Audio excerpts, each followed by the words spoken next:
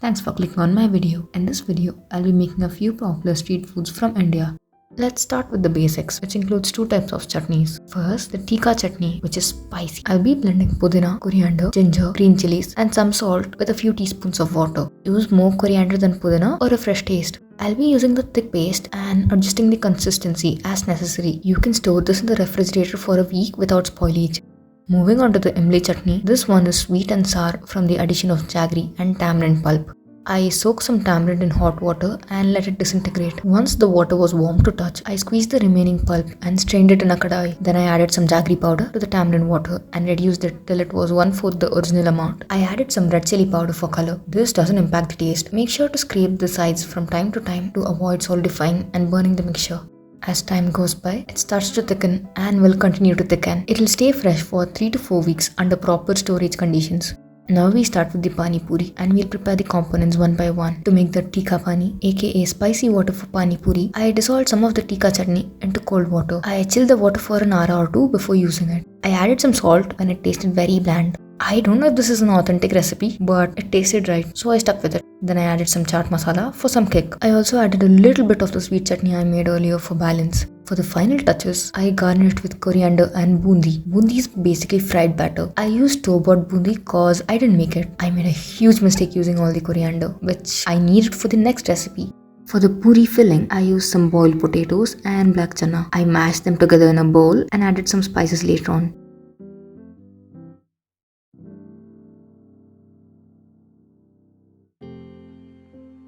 In the order chili powder, cumin powder, chaat masala, and some salt. Mix these, garnish with some coriander, and your filling is ready.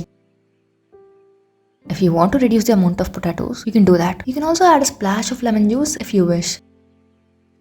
I tried to make the puris but failed and will be using it in the next recipe. But I had a backup plan and used store-bought puri which I fried in some oil.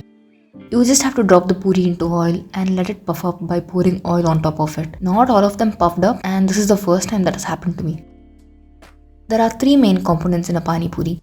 The puri, which is the crunchy outer layer. The stuffing that's used to stop the water from making a hole in the puri and makes it taste better. And the pani, which is water to make the puri a little soft and packs a burst of flavor in a small pot. Now it's time to assemble and taste the puri. You have to take a puri, find its weak side and hit it till it breaks. Once you break the shell, stuff it with the filling and top it off with water. Eat it in a bite, no double bites. Pani puri is a very nostalgic dish and it reminds me of the days I could eat street food without worrying about falling sick. I miss those days and it's not going to be the same. There is something called sukha puri which is used to end on a good note. It's just half puff puri filled with filling and topped with some save. I have bought a plate of sukha puri and had it cause it's that good. Now coming to bel puri, I roasted peanuts on medium heat till the skins charred and broke apart. Then I set it aside to cool before removing 95% of the peel from the peanuts. In the same pan, I toasted some puffed rice for the crunch. Make sure you keep tossing it around, otherwise it'll brown like mine did. 2 minutes is more than enough to warm them. I learned it the hard way and don't want you guys to, which is why I'm telling you this.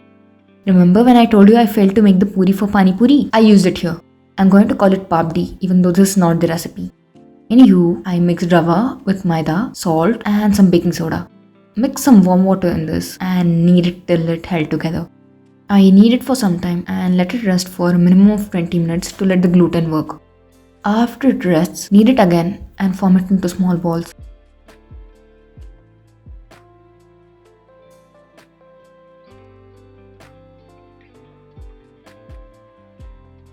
I used a small plate to press it down, but sadly it didn't work out even when I applied pressure. Unlike me, it doesn't do well under pressure. Moving on, I just used a rolling pin and rolled it out. Also make some holes to reduce the formation of bubbles.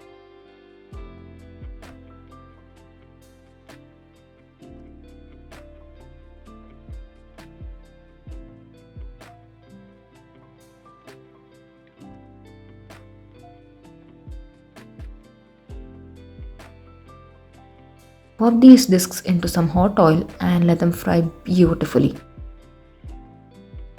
I fried it till it turned brown and set it aside to cool.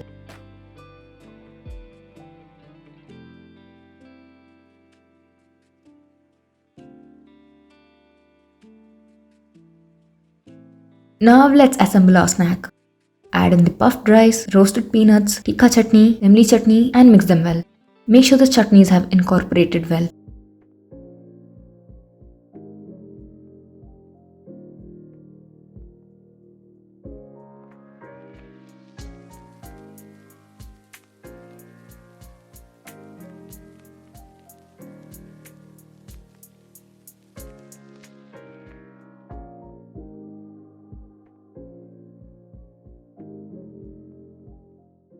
Then I added the veggies. In go some finely chopped onions, tomatoes and grated carrots. I would have added coriander if I didn't use it all for the pani puri. Mix these into the puri and adjust with more chutney if required. I had to adjust it off camera and have given the measurement in the description. Do check it out.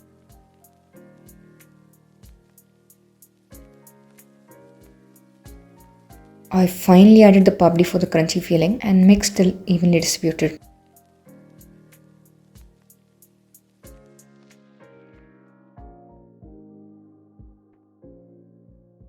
I repeat, the recipes I make might not be authentic. It's just made from whatever I remember seeing the vendors make during the process.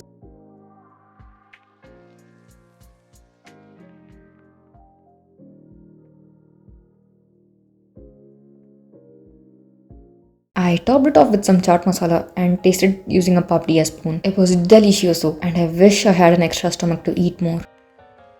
The final recipe for this video is vada pav. This was supposed to be in another video, but I thought it feels better here with all the street food, so here it is. I started off by chopping some garlic, then I de-seeded some chilies and left it empty on the inside. Just like me, the heat of the chilies comes from both the seeds and the membrane present inside, so make sure to remove them as much as you can.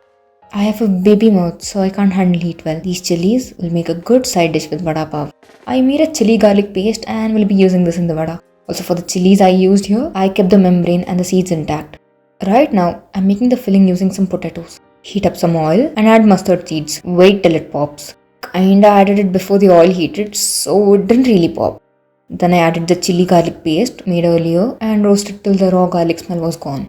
Smell is everything when cooking, and for an amateur cook like me, I rely on it a lot. If it smells right, it's nice. Otherwise, I failed to make the dish and have to salvage it. This is an easy dish to make, otherwise I would have ended up in hot oil. Finally, added in my boiled potatoes and let them heat up a little. I boiled them 90% so it can cook a little in the heat while warming up. For the spices, I added turmeric and salt. The mixture is not at all spicy and it's supposed to be this way, unless you want to make alterations. To each their own. I let the turmeric cook a little and let the filling cool before shaping it into small balls for frying. I got around 20 of these, but they disappeared quickly. For the coating, I made a batter using basin, salt, turmeric and chili powder. I mixed the dry ingredients together before adding water. I went in with my hands, but it got messy real quick, so I whipped out the whisk and whisked till the lumps were dissolved. I'd suggest sifting the flour into this so you get a batter with no lumps. I had to beat the lumps till they broke down. Add water and adjust it to be a little thick as shown. It shouldn't run off or fall slowly, otherwise it won't coat the filling properly and you'll end up with fragments everywhere. Then I heated some oil for frying. I used the neutral flavor oil cause you don't want the oil to impart any flavor to the vada. Dip the filling in the batter and coat it thinly. No double dipping cause we want the batter to barely be there and form a thin layer when fried. If some batter breaks off as shown, it's okay. Just make sure the vada doesn't disintegrate. The broken part is probably the excess batter in my hand that dripped into the oil. The batter is thin and will cook in 5 minutes tops. When it turns orange, remove it from the heat and strain excess oil. The residual heat will cook the vada and give it a richer color. I used the same oil I fried my vada in to fry the chilies. I fried the chilies till they had some white spots and topped them off with salt to be served beside vada pav. Please ignore how messy the pan looks. I was hungry and in a hurry. We'll be using dry chutney for vada pav. Let's start by toasting some coconuts over heat without oil. I used freshly grated coconut since I had it at the moment. Then I roasted some peanuts over the heat. I thought they will release enough oil, but they did not. The residue from the coconut browned the bottom of the pan, but nothing was burnt. Then I added in garlic and roasted till aromatic. The peanuts will continue roasting and that's fine. Then I added some red chilies for heat. The red chilies will release spicy fumes, so be careful while handling this. I'd suggest you have an exhaust so the spicy fumes get carried outside.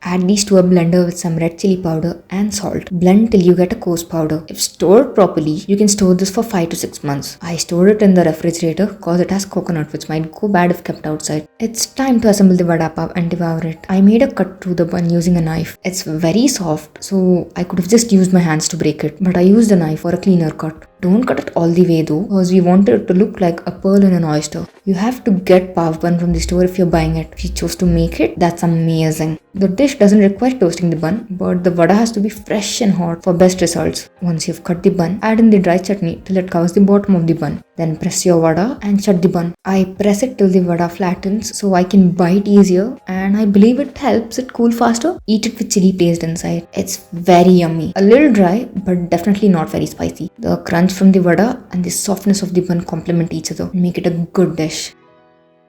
Vada is a fried potato fritter that is stuffed in some bun along with condiments to enrich the flavor of the dish.